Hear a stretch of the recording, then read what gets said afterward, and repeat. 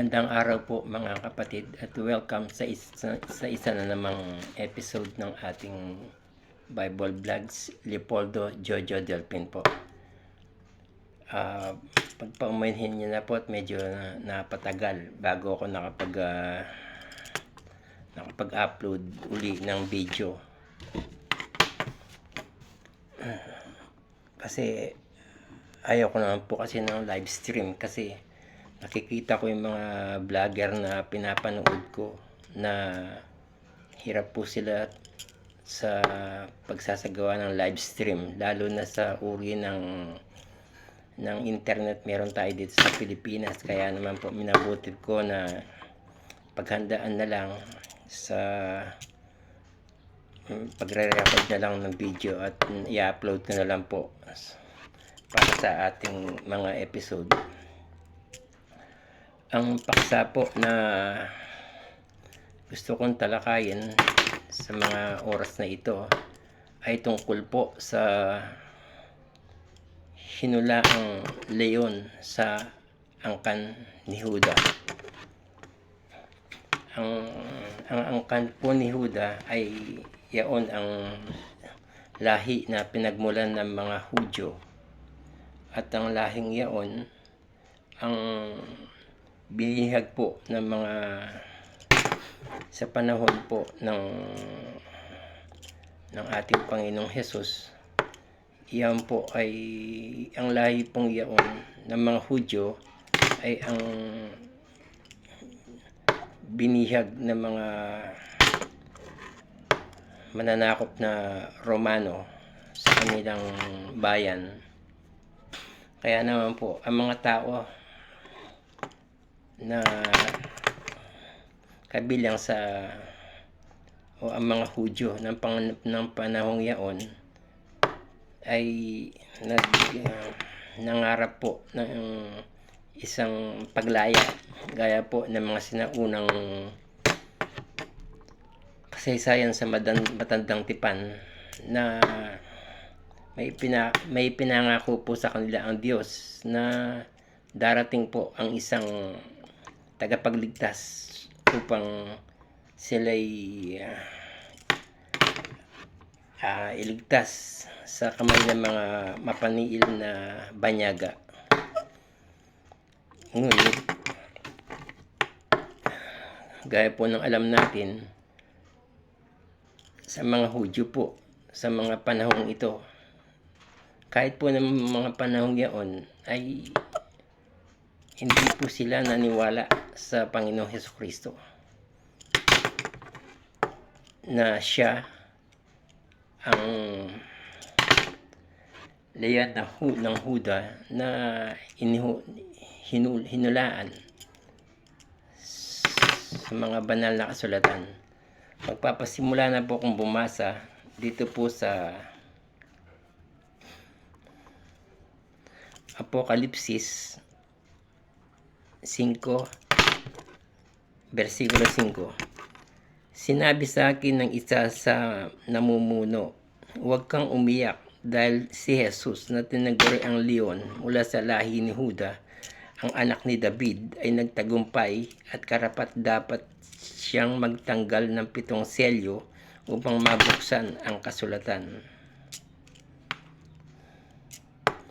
May pahayag po tungkol sa tinaguri ang leon mula sa lahi ni Huda. At ito nga po ang Panginoong Hesukristo. Ang aklat po ng Apokalipsis ay isinulat po ng apostol na si Juan.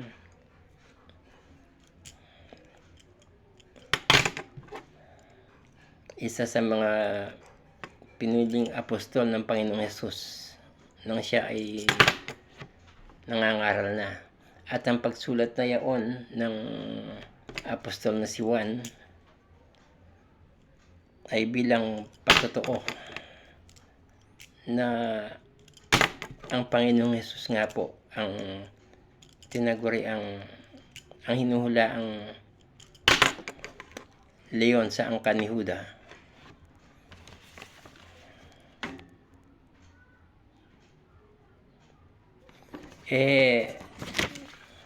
Baka, yan hulang yan mula po sa sa bagong tipan at apostol pa ng Panginoong Jesucristo ang nagsulat. Sa matandang tipan, meron po ba na sa matandang tipan naman po, meron po bang hula tungkol sa Panginoong Jesus, tungkol sa isang leon na darating sa angkan ni Huda? Sangguniin po natin sa CP ng banal na kasulatan na aking isinulat na sa aking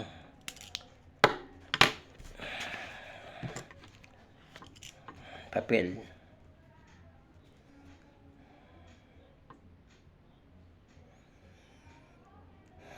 Dito po sa Genesis 49, ang bersikulo ay Gis, ay ganito sinasabi ng kasulatan: ang setro ay hindi mahihiwalay sa Huda ni ang tungkod ng pagkapuno sa pagitan ng kanyang mga paa hanggang sa ang silo ay dumating at sa kanya tatalima ang mga bansa.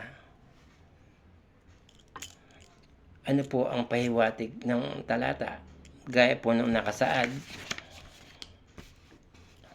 ang kapangyarihan niya ng pagkapuno ay hindi mawawala sa angkan ni Huda. Si Huda po, mga kapatid, ay anak po ni Israel o si Jacob sa matandang tipan na tinawag ding Israel, na ginawang Israel ng Diyos. At ang kasaysayan nila ay mahabang kasaysayan po kasing nangyari, kaya nahiwalay ang Huda. 12 po na magkakapatid yan. Kung nakapagbasa na po kayo ng matandang tipan, ay masusundan niyo po kung ano nangyari sa Huda, kaya ito nahiwalay. Ituloy po natin ang ating pagtalakay na po.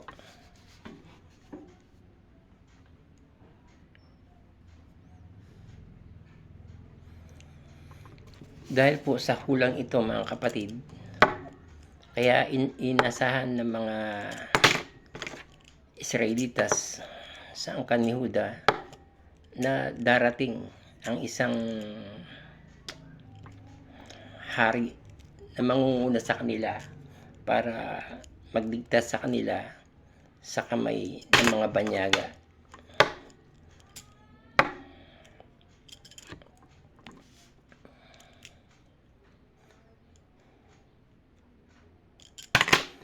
Inasahan po nila, mga kapatid, ang isang magiting na hari na darating para maging hari nila, na mangunguna sa kanila sa kasarinlan ng bansang Israel. Bilang pag-asa sa isang hari, ano po ba ang hinahanap ng mga tao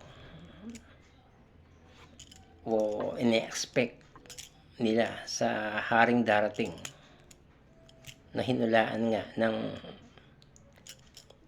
banal na kasulatan? Dito po sa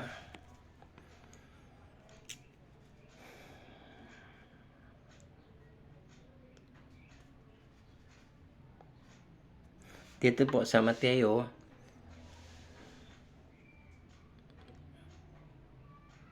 13, ang talatay 55. Hindi ba't ito ang anak ng kakarpintero? Hindi ba't Maria ang pangalan ng kanyang ina? Hindi ba't mga kapatid niya sina Santiago, Jose, Simon at Judas? Ano po ang tingin sa kanya na mga tao na dinatnan ng Panginoong Yesus? Siya po ay anak ng karpintero. Kaya malayo po sa pagiging hari itong dumating na nagpapakilala na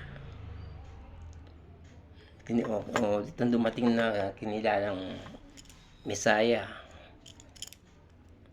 o sugo ng Diyos hari na ibinigay sa bansang Israel para pamunuan sila.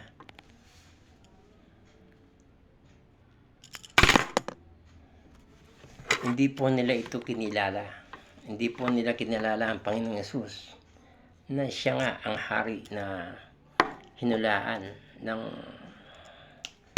banal na kasulatan para pamunuan ang bansang Israel.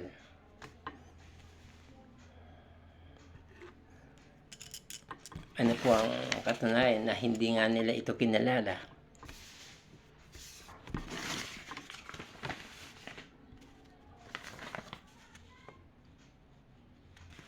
Dito po sa aklat ng apostol na si Juan 19, ang talatay 19 hanggang 21. At si Pilato ay sumulat ng isang pamagat at inilagay ito sa krus. Ganito ang nakasulat: si Jesus na taga Nazaret, ang hari ng mga Hudyo.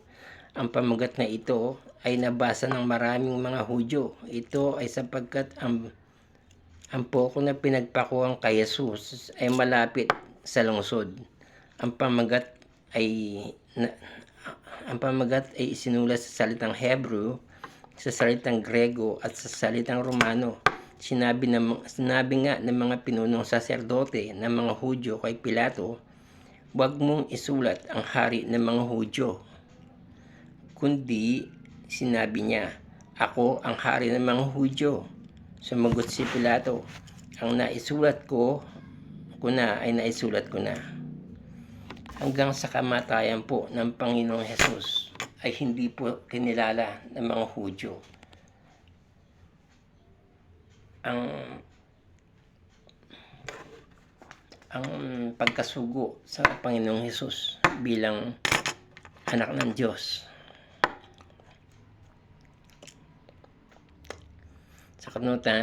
Gaya po na nakasaad sa kasulatan, nagreklamo po sila nung si Pilato ay nang mamatay si Jesus, ay nilagyan pa ni Pilato ng titulo sa dakong taas ng krus na nagsasaad na si Kristo ang hari ng mga Hudyo. Nagreklamo doon ang mga pinunong saserdote dahil ayaw nga nilang tanggapin na si Jesucristo ay ang hari ng mga Hudyo. Sa katunayan, hanggang sa mga panahon namang ito, ang mga Hudyo sa Israel, ang mga Jews, ay hindi nga nila kinikilala ang bansang ang Panginoong Yesus bilang anak ng Diyos. Meron pa nga silang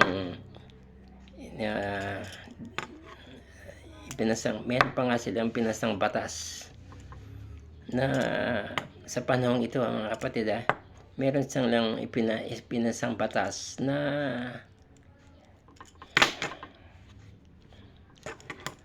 ang mga ngaral sa pangalan ng Panginoong Hesus, sa pangalan ni Jesucristo sa mga panahong ito, sa kanilang bansa ay mapaparusahan. Ano nangyari pagkatapos ng direktibang yon, o pagkatapos ng pag-uutos na yon, pagkatapos ng batas na yon? Na-traidor po sila ng mga Palestinian, ng Hamas. Biglang pumutok po ang digmaan sa kanila.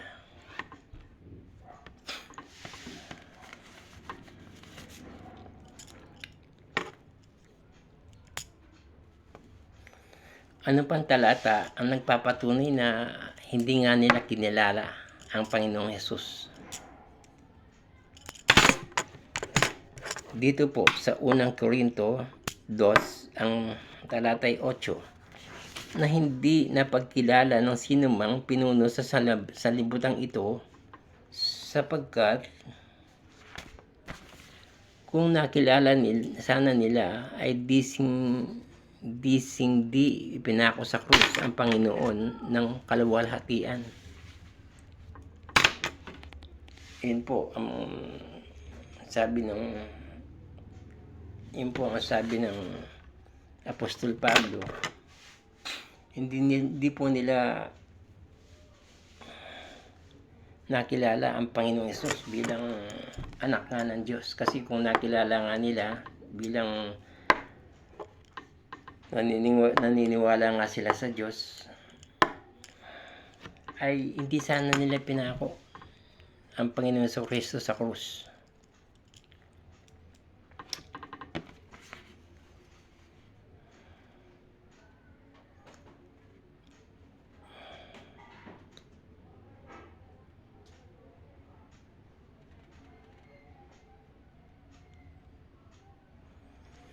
Anong karakter po ba ang nakita ng mga Hudyo sa Panginoong Hesus taliwas sa inaasahan nilang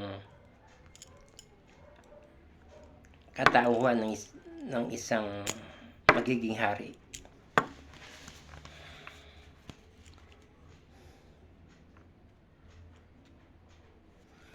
Dito po sa Lucas 6 ang talata 29 ay ganito ang nakalahad. Kapag sinampal ka sa isang pisngi, iharap mo rin ang kabila. Kapag may gustong kumuha ng balabal mo, ibigay mo. At kung pati ang damit mo ay kinuha niya, ibigay mo rin. Ang nakita po ng mga Hudyo sa Panginoong Hesus ay isang mapagparayang tao, mapagpakumbaba, at napakaamo. Taliwas nga ito sa karakter ng pagiging leon, gaya ng hinulaan ng Biblia na inaasahan nila.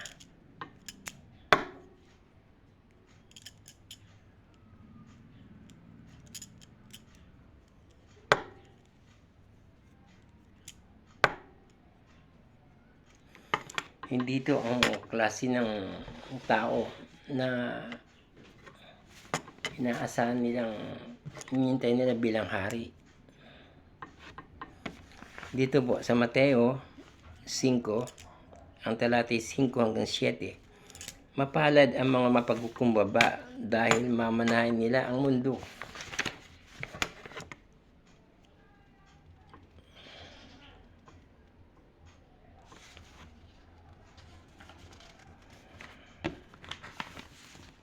Mapalad ang mga taong ang hangad ay matupad ang kalooban ng Diyos dahil tutulungan sila ng Diyos na matupad iyon.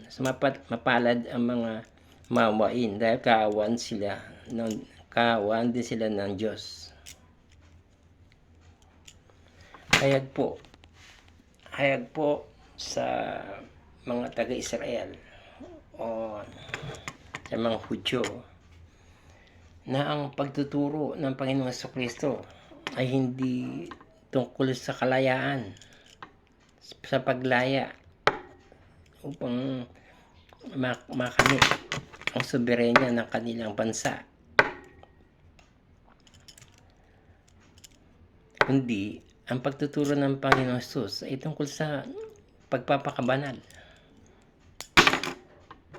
Nasa panahon sila ng pagkaalipin, mga kapatid. Sa kanila ay hindi po yaon ng kanilang hangad. Ang hangad nila ay makalaya, makaalpas, magapi ang mga taga-Roma na sumakop sa kanila at magkaroon sila ng sariling bansa. Sa bagay, kahit sino naman, mga kapatid, ay nanaisin nga na makalaya kung sila ay nasa pagkaalipin, gaya ng naranasan natin sa panahon na tayo'y sinakop ng mga dayuhan.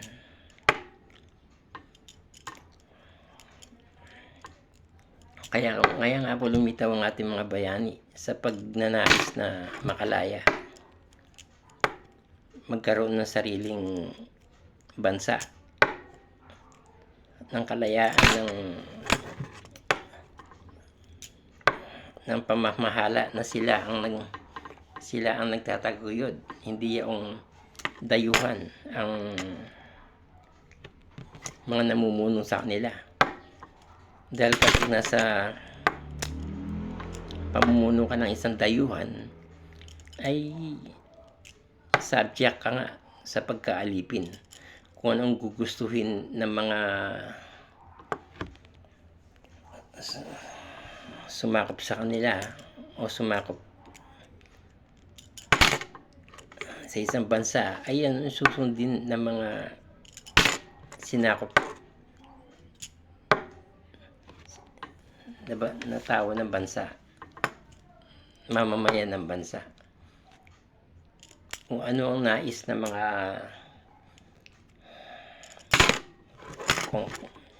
mananakop, ay yun nga ang susundin ng mga mamamayan ng bansang kanilang sinakop.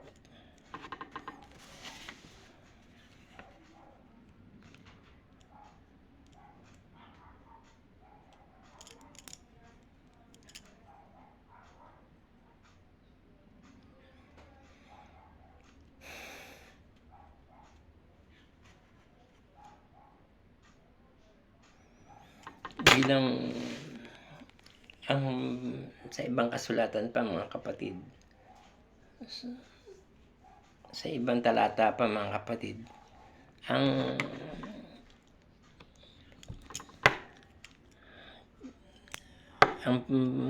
paglalarawan po ng Biblia sa Panginoong Hesus ay isang tupa, kordero, dahil napakabait po at parang pagpapakabanal ang kanyang pagtuturo, pagsunod sa mga kapangyarihan sumasakop sa kanila.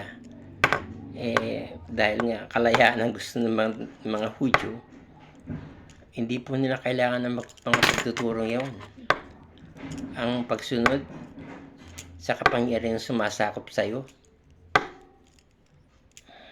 lalo na mga banyaga ang may kapangyarihan yaon,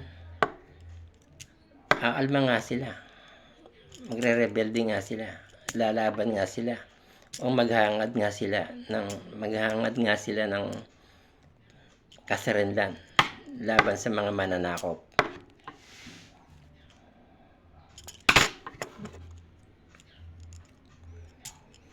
May kasabihan nga po na unheard, paano nga po yung kasabihan? Basahin ko na nga po, sinipi ko na po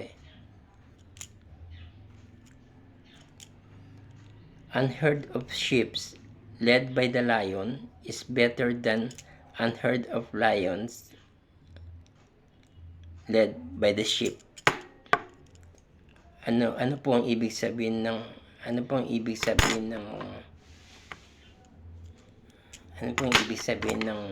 kasabihan? Yung isang pulutong po ng tupa ay mas may laban kung ang nangungon sa kanila ay leon kaysa sa isang pulutong na leon na ang nangungon sa kanila ay tupa. So, kung laban ng nais mo at gustong mangyari,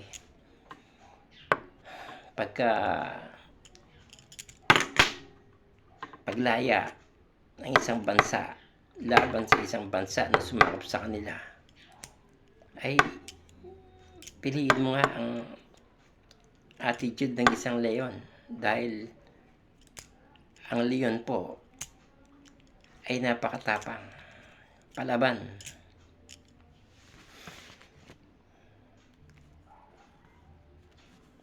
Ganid ng ultimong, kahit ang malaki sa kanya ay kakainin niya, mga kapatid.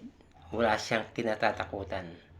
Ganun po ang attitude ng leon na inahanap po ng mga tao sa Panginoong Hesus upang pagtagumpayin ang laban sa pagkaalipin nila.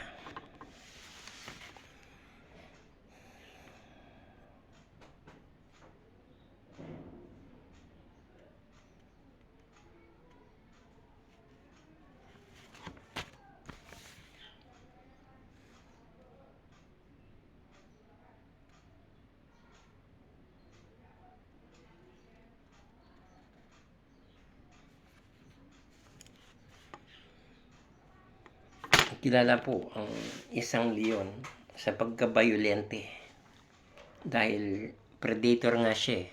Ang hanap niya yung mabibiktima para kainin. Yun po yung katangian ng isang karakter ng pagiging hari ang expect ng mga Israelitas para makamtan po nila minimithing kasarinlan. Kaya nga po nung panahon yun may mga lumalaban na po, may mga grupo na lumalaban na po sa pamamahalang Romano, gaya nga po gaya din sa mga panahon ito na kung sinilong ng isang bansa magpupumiglas po yan laban sa mapanigil.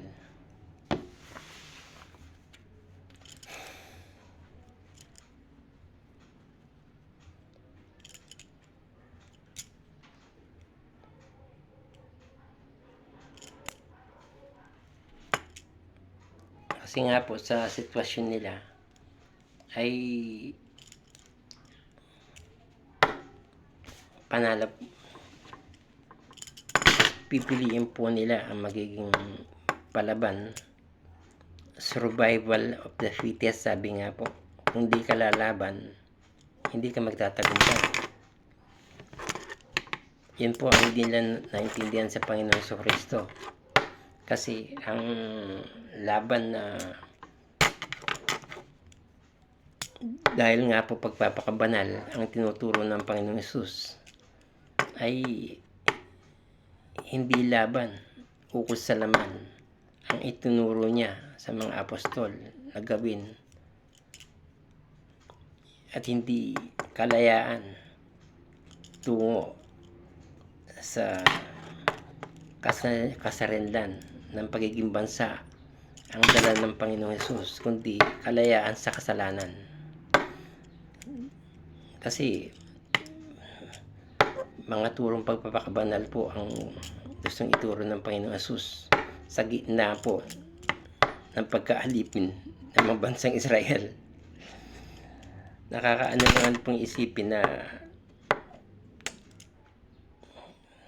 marami nga pong hindi maniniwala sa kanya kung gano'n ang mga pagtuturo. Pero kaya nga po nung hinuli siya at iniharap kay Pilato at tinanong siya kung siya nga po ba ang hari ng mga Hudyo, ang sagot ng Panginoon Hesus ay hindi dito ang aking kaharian. Ibig sabihin, hindi po sa lupang ito, hindi po sa mundong ito ang adhika ng Panginoon Hesus na dalhin ang kanyang mga piniling o hinirang na tao upang isama sa kanyang bayan na walang iba kundi yaon ang bayang banal.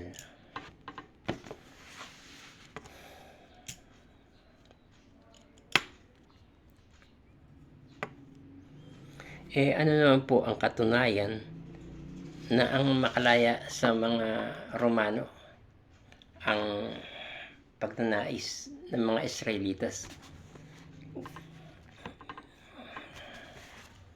na nakasaad sa Biblia?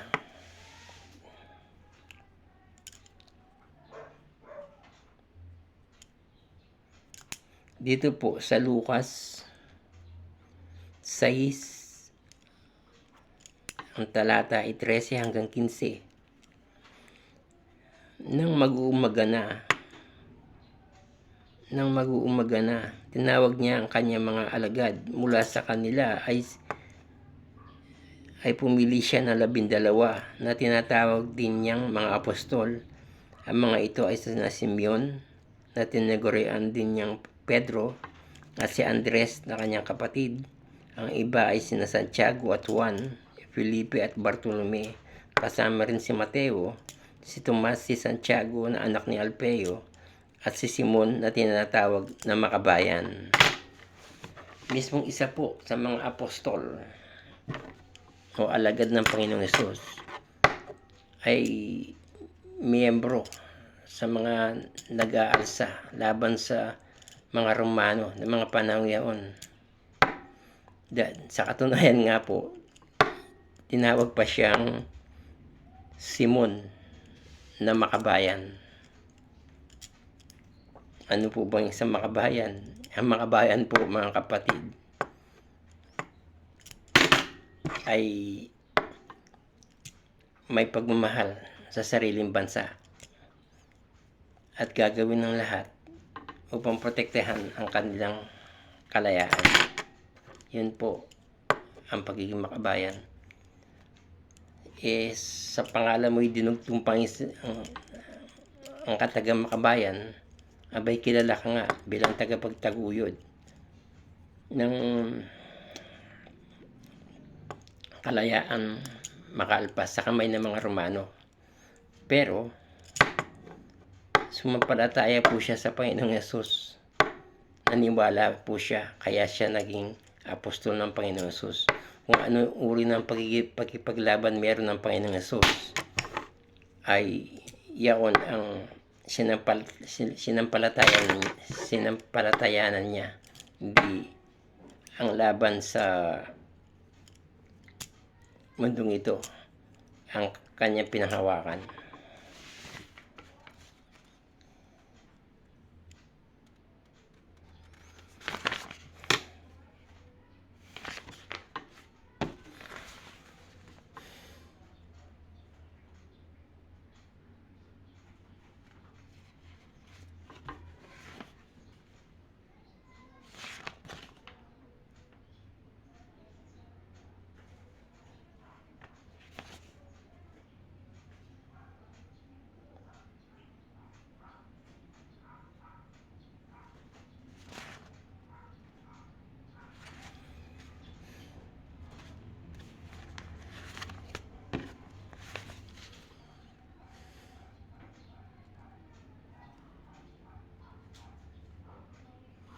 Ang tanong po, mga kapatid, kung si Kristo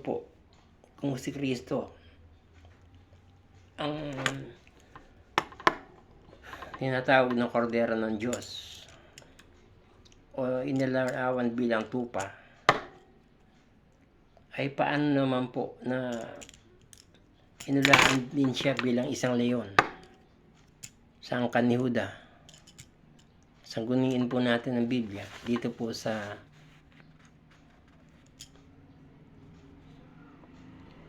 Aklat ng Pahayag 5:5. At sinabi sa akin ng isa sa mga matatanda, huwag kang umiyak. Narito ang leon na sa angkan ni Huda. Ang ugat ni David ay nagtagumpay upang magbukas ng aklat ng 7 tatak nito.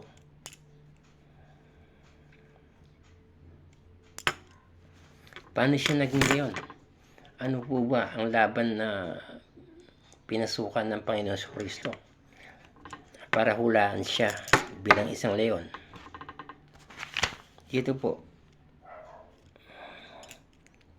sa aklat ni San Juan 16 ang talatay 33. Ang mga bagay na ito ay sinasalita ko sa inyo upang kayo'y magkaroon sa akin ng kapayapaan.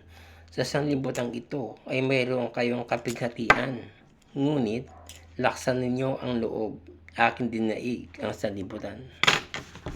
Dinaig niya po, mga kapatid, ang laban ng laman tungkol sa hukol sa mundong ito. Sa katunayan, nabuhay nga po siya mula sa kamatayan. Dinaig niya po ang kamatayan dahil nabuhay po siya maguli.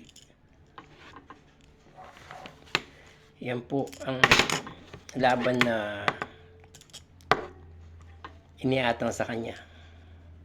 Sa ganung bagay din, sa ganung paraan din niya ililigtas ang kanyang bayan na kanyang hinirang.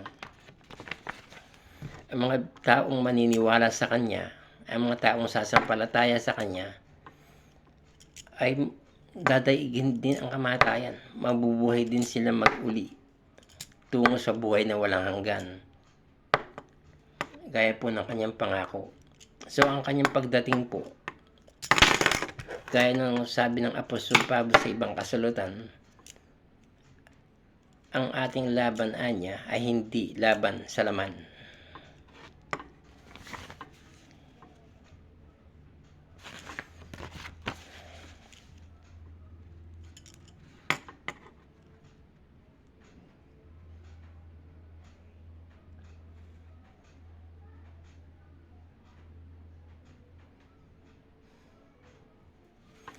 Pinagpauna po yaon ang Panginoong Jesucristo na ang laban na kanyang daranasin ay yung laban na susundan din ng kanyang mga alagad, ng mga taong maniniwala sa kanya, ng mga taong sasampalataya sa kanya, sapagkat gaya din po ng nakasulat sa ibang mga talata ng banal na kasulatan, walang alipin po na higit sa kanyang Panginoon.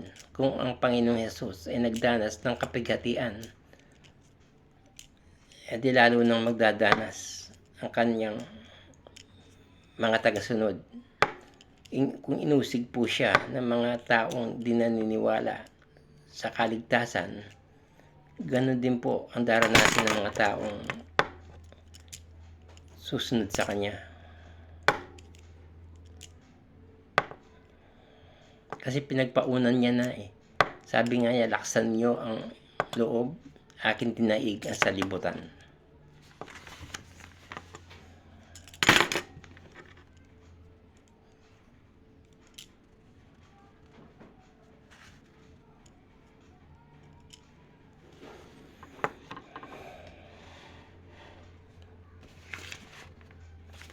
Paano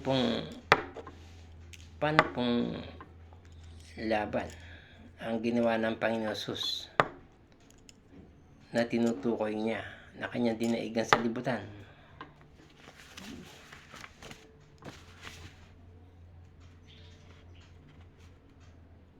Dito po sa aklat ng Mateo, ang talatay 26 ay ang kapitulo 26 at talatay 39 ay ganito po ang mababasa. At lumakad siya sa dako paroon at siya nagpatiripa at nalulangin na nagsasabi, Ama ko, kung baga maaari ay lumampas sa akin ang sarong ito, gayong may huwag ang ayon sa ibig ko, kundi ang ayon sa ibig mo. Sa mga panahon na huhulihin na po sa Hardin ng Getsemani ang Panginoong Hesus upang titisin at mapatay na rin, dahil alam niya mangyayari sa kanya, ay nanalangin po siya sa Panginoong Diyos at nasabi, kung bagaan niya maaari, ilayo mo sa akin ang sarong to, pero hindi ayon sa ibig ko, kundi ayon sa ibig mo.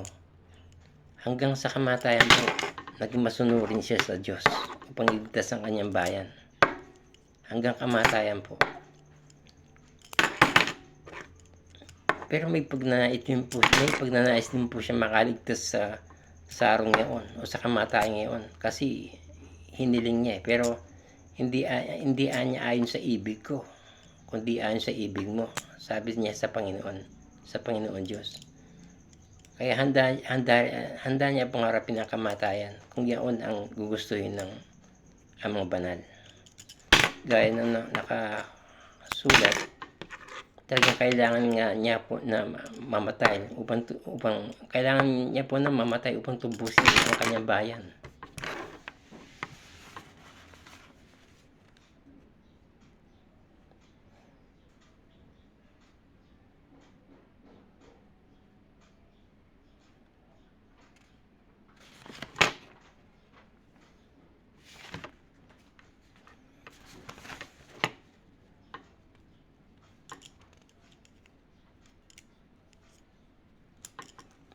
Tungkol naman sa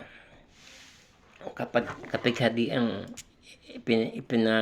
ipinagpaunan po ng Panginoon Jesucristo, nadaranasin din ng kanyang mga tagasunod ng kanyang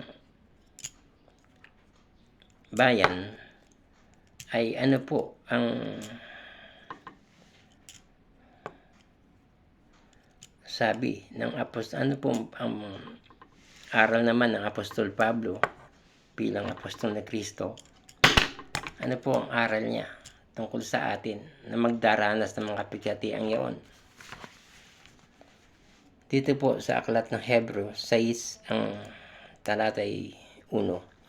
Kaya tayo'y tumigil na sa pagsasalita ng mga unang simulain ng aral ni Kristo at tayo'y mga patuloy sa kasakdalan na huwag nating ilagay na muli ang kinasasaligan ng pagsisisi sa mga patay na gawa at ng pananampalataya sa Diyos.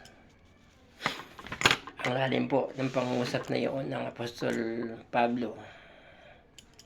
Pero yan po ay isang tagubilin na ang laban natin bilang tagasunod o gustong sumunod o maging anak ng Diyos ay kasakdalan na po tungo sa pananampalataya.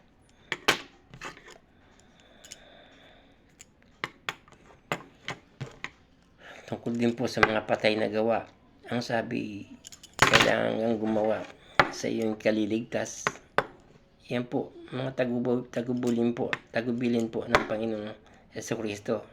Ang pananampalataya po ay may kalakip na gawa upang mapatunayan na naniniwala nga tayo, sumasampalataya at umiibig sa Panginoong Diyos, sa Panginoong Ama,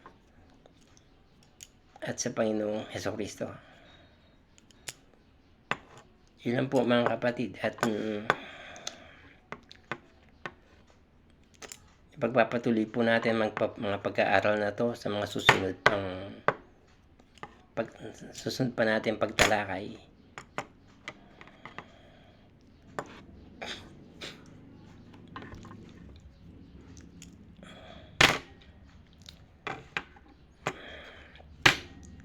Ang sumatotal po ng pagtuturong iyon ng Panginoong Jesucristo ay hindi nga po ukol sa laman ang laban niya, kundi para sa atin na matutong sumampalataya sa Diyos at huwag padaig sa mga pagsubok sa mundong ito, dahil ang mundo po na pinagpauna ng Panginoong Jesucristo o kasalukuyan natin dinaranas ay isang napakalupit na mundo, at para magtagumpay po tayo sa mundong ito, manangan po sa mga salita ng Diyos na nasa banal na kasulatan.